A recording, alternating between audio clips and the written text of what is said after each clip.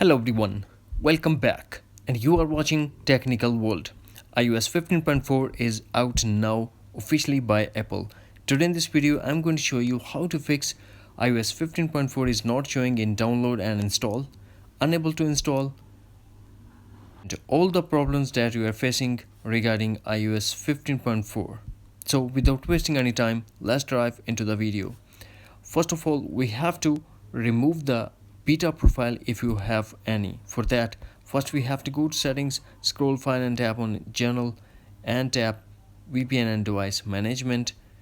Now tap iOS 15 beta software profile, tap remove profile, iPhone passcode required, and tap remove to confirm.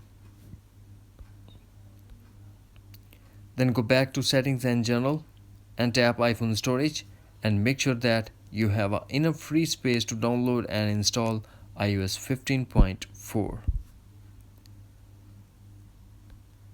Number 3. Check your internet connection.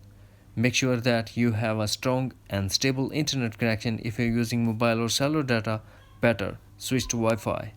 If you're already using Wi-Fi, then tap on Wi-Fi, disable Wi-Fi, then force close all the apps that are running in the background and force restart your iPhone by quickly press and release volume up button, quickly press and release volume down button, and press side button until you get Apple logo, and also depend on your iPhone model to force restart. After the forced restart, we have to go to the final solution, launch settings. Scroll fine and tap on general and tap transfer or reset iPhone, tap reset. Now tap reset all settings. Put iPhone passcode and tap again reset all settings to confirm your action. This process will delete all your customized setting to default setting, but no data or media will be deleted. That's it. Hopefully friends, you found this video helpful, so please don't forget to subscribe, like and share with your friends and family. Thanks for watching. Take care. Bye bye.